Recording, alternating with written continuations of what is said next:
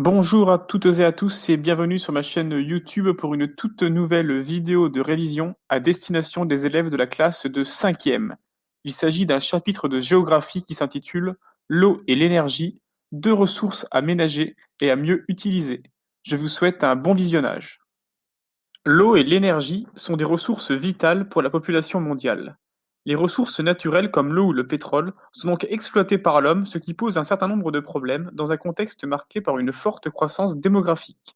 La gestion de ces ressources est un défi crucial afin de respecter les trois piliers du développement durable. Dans une première grande partie, nous verrons une étude de cas sur la gestion de l'eau et de l'énergie au Moyen-Orient. Le Moyen-Orient est une région géographique qui va de l'Égypte à l'ouest, à l'Iran à l'est et de la Turquie au nord, au Yémen au sud. On retrouve dans cette région des États extrêmement riches comme les Émirats arabes unis, mais aussi des pays très pauvres comme le Yémen. L'enjeu de la gestion en eau et en énergie y est donc très important. Dans les pays riches du Moyen-Orient, le tourisme de luxe s'est développé et oblige ces pays à utiliser beaucoup d'eau pour les piscines, les golfs ou encore les jardins. À l'inverse, le Yémen, pays en guerre et très pauvre, voit sa population souffrir de la soif. Il existe de nombreuses zones de tension, voire de conflits liés au contrôle des ressources en eau. C'est le cas entre la Turquie et l'Irak, avec la construction d'un barrage qui va assécher toute une partie de l'Irak. Il existe également des tensions à propos des hydrocarbures, notamment entre l'Arabie saoudite et le Qatar. En effet, de nombreux États du Moyen-Orient se sont enrichis grâce aux hydrocarbures. C'est notamment le cas des Émirats arabes unis. Seulement, ces ressources ne sont pas renouvelables, et ces pays doivent donc préparer l'après-pétrole en se tournant notamment vers des solutions beaucoup plus durables. Les pays du Moyen-Orient se sont lancés dans l'irrigation par goutte à goutte qui gaspille beaucoup moins d'eau. Les pays riches de la région investissent dans les énergies renouvelables en construisant notamment des parcs solaires. Ils se dotent également d'usines de dessalement, ce qui est assez critiqué par rapport à la pollution que cela génère.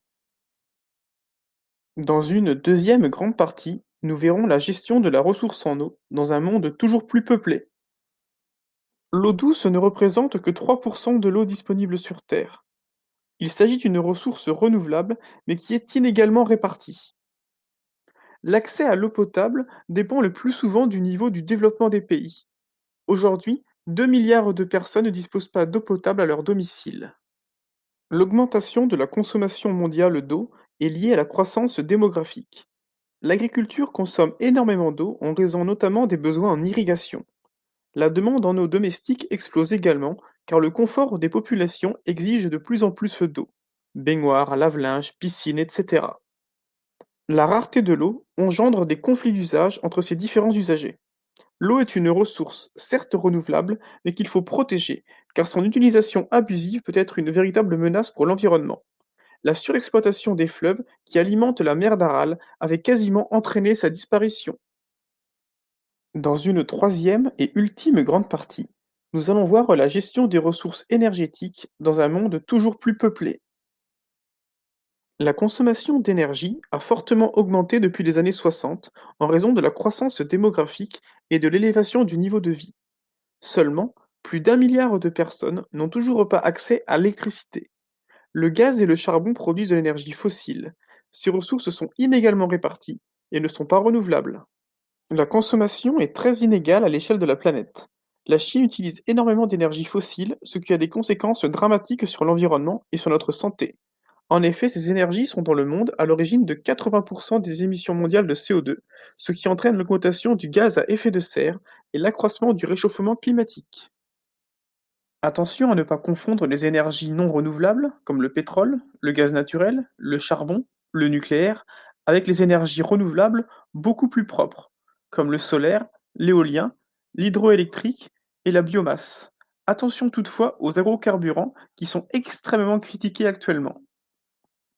L'épuisement et l'augmentation du prix des hydrocarbures incitent les principaux pays consommateurs d'énergie à effectuer leur transition énergétique et donc à se tourner vers les énergies renouvelables. C'est un enjeu vital pour la sauvegarde de notre planète.